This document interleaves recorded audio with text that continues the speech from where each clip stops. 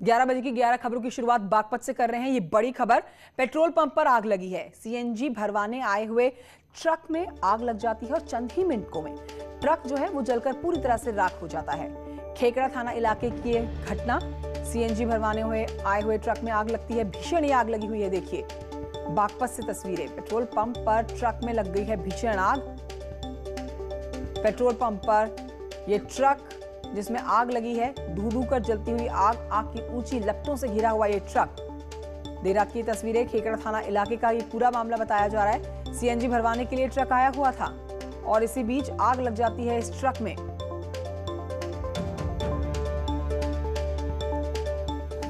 तो आग के तांडव की ये पहली खबर, पहली तस्वीरों के साथ बागपत से आती हुई।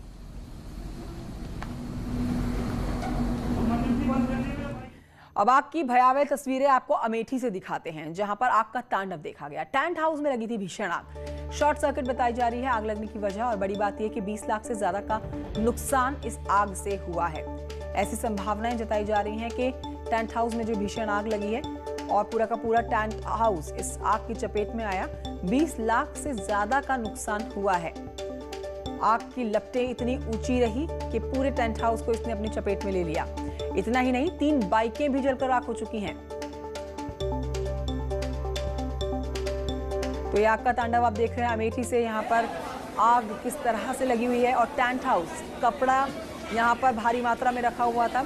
इसी वजह से ये आग जो है तेजी से फैलती चली गई और न सिर्फ इस पूरे टेंट हाउस में आग फैली, बल्कि पास में रखी हुई 3 बाइकें भी इस आग की चपेट में आई हैं।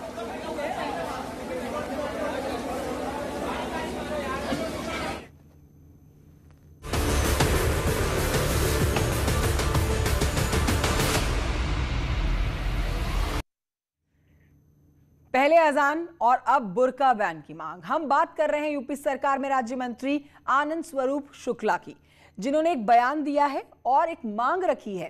पहले उन्होंने अजान पर बयान दिया और अब उन्होंने बुर्का बैन को लेकर अपनी मांग रख दी है। हम आपको सुनाएंगे क्या कह रहे हैं आनंद शुक्ला जी, लेकिन उससे पहले आपको बताते हैं कि इनकी परेशानी क्या है। अजान से परेशानी के बाद ही अब बुर्के को लेकर इनका बयान सामने आया है। कहते हैं कि बुर्के की परंपरा मुस्लिम महिलाओं के प्रति अमानवीय व्यवहार है।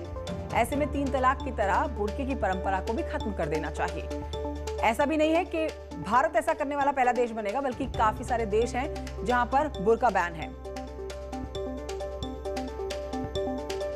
बुर्का समाप्त होना चाहिए, ऐसी मेरी राय है। मेरी व्यक्तिगत राय में बुर्का एक अमानवीय व्यवहार उन लोगों के साथ किया जा रहा है। जिस प्रकार से 3 तलाक की बुराई को सरकार ने समाप्त किया है, उसी प्रकार से आगे आने वाले समय में दुनिया के अनेक मुस्लिम देशों में बुर्के पर प्रतिबंध है और भारत में भी जो बहावी मानसिकता है वो हावी न रहे, इसके लिए यहाँ भी बुर्का समाप्त होना चाहिए, ऐसी मेरी राय है। इस पर आपको बताते हैं बीजेपी की रिएक्शन के बारे में कि क्या बोल रहे हैं बीजेपी के प्रवक्ता हरीश चंद्र श्रीवास्तव। लेकर के उन्होंने जो बात कही है एक व्यापक विमर्श का विषय है और बुर्का पहनने को लेकर के उन्होंने जो बात कही है एक व्यापक विमर्श का विषय है और व्यापक विमर्श से ही इस पर कोई बात कही जा सकती है। बीजेपी प्रवक्ता के बाद अगर अब बात कर ली जाए मुस्लिम धर्मगुरु की, खालिद रशीद फिरंगी की हम बात कर रहे हैं। खालिद रशीद फिरंगी महली ने कहा है कि बुर्का इस्लाम का अभिन्न हिस्सा है, इसलिए दूसरों के मजहब पर ऐसी टिप्पणी ठीक नहीं है। नहीं, किसी को यह हक हासिल नहीं है कि किसी के भी रिलीजियस जो चीज़ें हैं या मजहबी चीज़ों पर इस तरीके से उंगली उठाए, क्योंकि जहाँ तक पर्दे का सवाल है तो वह हमारे मज़हब का एक अहम हिस्सा है और उसमें भी जो ख़वातीन चाहती हैं वो पर्दा करती हैं, जो नहीं चाहती हैं वो नहीं करती हैं। उस पर किसी पर कोई ज़ोर ज़बरदस्ती नहीं की जाती है और हमारे मुल्क के कॉन्स्टिट्यूशन ने हर शहरी को अपने अपने मज़हब पर अमल करने की पूरी आज़ादी दी है। आपको एक और प्रतिक्रिया दिखाते हैं। मौलाना सुफियान निजामी की हम बात कर रहे हैं, जिनका आरोप है कि बुर्के का मुद्दा राजनीतिक फायदे के लिए उठाया जा रहा है। देखिए, इस तरीके के जो बयानात दिए जा रहे हैं ये एक सोची समझी साजिश के तहत, रणनीति के तहत दिए जा रहे हैं। आपको पता है कि सुबह उत्तर प्रदेश में इलेक्शन होने वाला है और इलेक्शन को मद्देनज़र रखते हुए कोई ना कोई धार्मिक मुद्दा ढूंढा जा रहा है कि जिससे आवाम को रोज़गार और तरक्की जैसे मुद्दों से डाइवर्ट करके उनको फिर उसी धार्मिक मुद्दे का रंग देकर उनको बहला फुसलाकर फिर से एक बार मजहब की राजनीति में लाकर डाल दिया जाए। अब बढ़ते हैं आगे और बात करते हैं अबीर गुलाल की होली की। देखिए, आज मथुरा जन्मभूमि में भक्त अबीर गुलाल के साथ होली खेलने वाले हैं। मथुरा वृंदावन में कई दिन पहले से ही होली का रंग चढ़ जाता है। कल विश्व प्रसिद्ध बांके बिहारी मंदिर में भक्तों ने जमकर होली खेली। भक्त इस दौरान राधे राधे और हाथी घोड़ा पाल की, जय नंद लाल की के नारे लगाते हुए नजर आए। भारी संख्या में आप देखिए यहाँ पर भक्त पहुंचे और ऐसी ही तस्वीरें आने वाले कुछ दिनों तक और आप देख सकते हैं। तो मथुरा वृंदावन में होली का रंग सिर्फ 1-2 दिन का नहीं बल्कि पूरे महीने चढ़ा रहता है भक्तों। सिर्फ मथुरा वासी, वृंदावन वासी ही नहीं, उत्तर प्रदेश वासी ही नहीं बल्कि पूरे देश के लोग पहुंचते हैं यहाँ पर इस अनोखी होली का हिस्सा बनने। देश विदेश से भी आने वाले पर्यटन भी इस खूबसूरत होली का हिस्सा बनते हैं। और इस बार की होली का जो रंग लोगों के ऊपर चढ़ा है उसकी ये पहली तस्वीर आप देख रहे हैं। सीएम योगी ने मथुरा में खेली जा रही होली को लेकर एक ट्वीट किया है। क्या कहते हैं मुख्यमंत्री, आपको दिखाते हैं। मुख्यमंत्री कह रहे हैं, रंग भरनी एकादशी के शुभ अवसर पर पावन मथुरा वृंदावन नगरी में पधारे समस्त पूज्य साधु संतों और श्रद्धालुओं का हार्दिक अभिनंदन। इसके अलावा मुख्यमंत्री कहते हैं कि अभी कोरोना खत्म नहीं हुआ है, इसीलिए सभी लोग कोविड-19 की गाइडलाइंस का पालन करते हुए ही दूसरों को भी इसके लिए प्रेरित करें। जय श्री कृष्ण।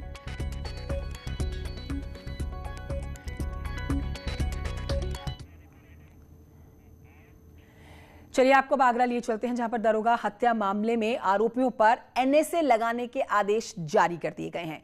मुख्यमंत्री योगी के निर्देश पर अब ये कार्रवाई के आदेश दिए गए हैं।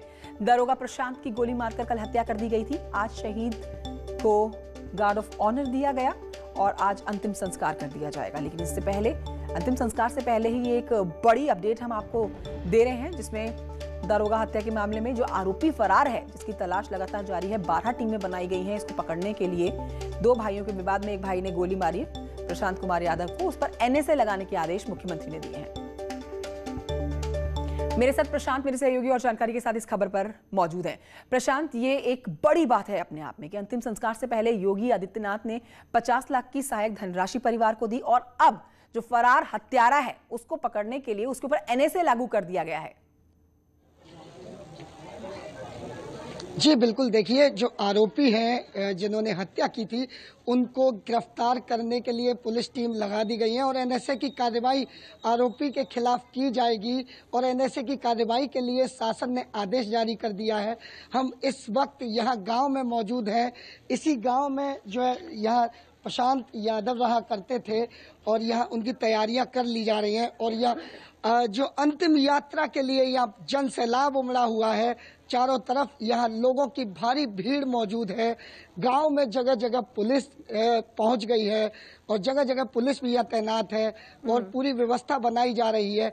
हालांकि अब उनका पार्थिव शरीर कुछ समय में यहाँ गांव में आ जाएगा और अंतिम दर्शन के लिए यहाँ गांव वाले लोग जो हैं वो आ गए हैं और यहाँ भारी भीड़ मौजूद है। जी प्रशांत, शुक्रिया आपका जानकारी के लिए। तो आज अंतिम दर्शन करने के लिए भारी भीड़ गांव की मौजूद है प्रशांत कुमार यादव के पैतृक घर में और अब से थोड़ी देर के बाद अंतिम संस्कार किया जाएगा। इस पर आपको बताएं कि दरोगा के मर्डर के मामले को लेकर समाजवादी पार्टी काफी गुस्से में नजर आ रही है। नेता अनुराग भदौरिया ने सरकार पर ही निशाना साधा। उन्होंने कहा है कि यूपी में पुलिस वाले भी अब सुरक्षित नहीं है, तो आम लोगों की सुरक्षा कैसे होगी।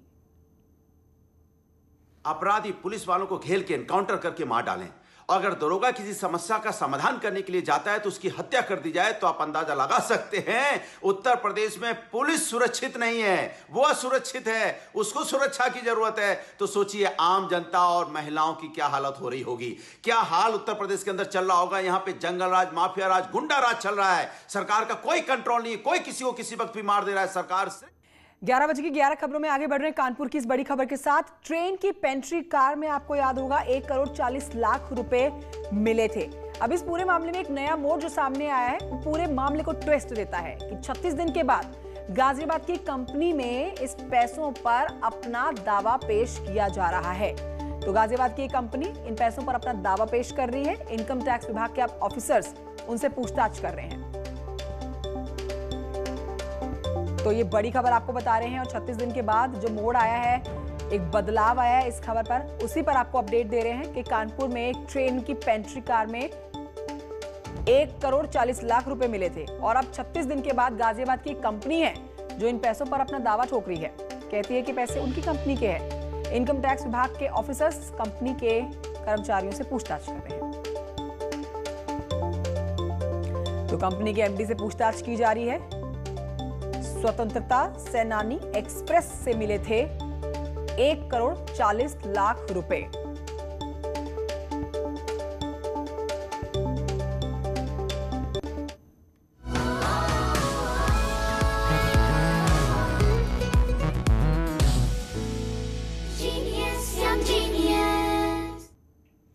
आइए बात करते हैं बायजूस यंग जीनियस की। एक जीनियस की पहचान जो होती है वो छोटी सी उम्र से हो जाती है। ये अपना कमाल छोटी उम्र में ही दिखाना शुरू कर देते हैं।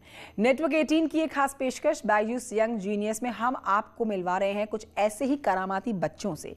इन बच्चों का उत्साह बढ़ाया हमारे खास मेहमानों ने।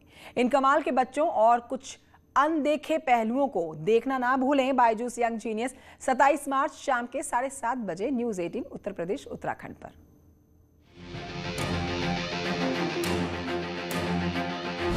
ये बच्चे नहीं, कमाल हैं। हुनर है, जुनून है, दिमाग की ताकत का धमाल है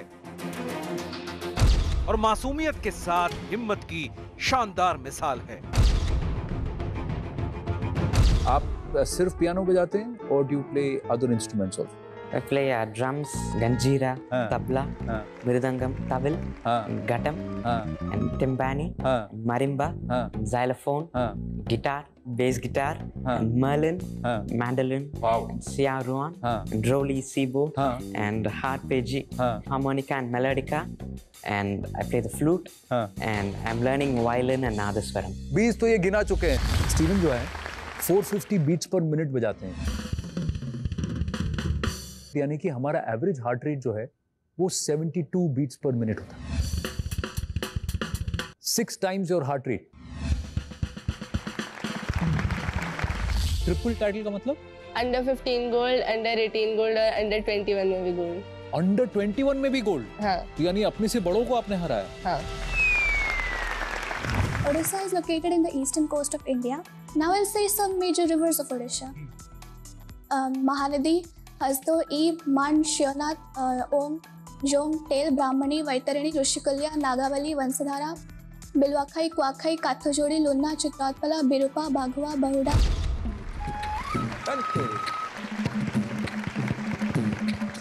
ये वो यंग जीनियस हैं जो घबराते नहीं हैं।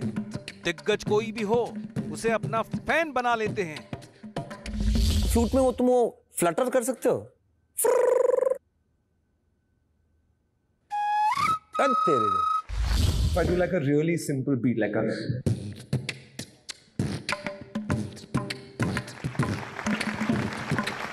तुमने माखन खाया? पक्का? झूठ? इधर आओ। ये हांडी किसने तोड़ी?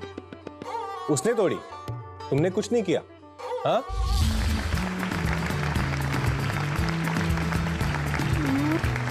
मैं करके दिखाती हूँ, वो आप करके दिखाओ। अब अच्छा, अब पूजा कुछ करके दिखाई वो आप।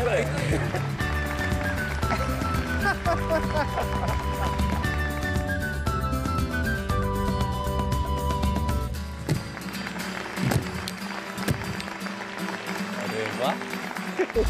29th September 2017. Friday. How do you know that?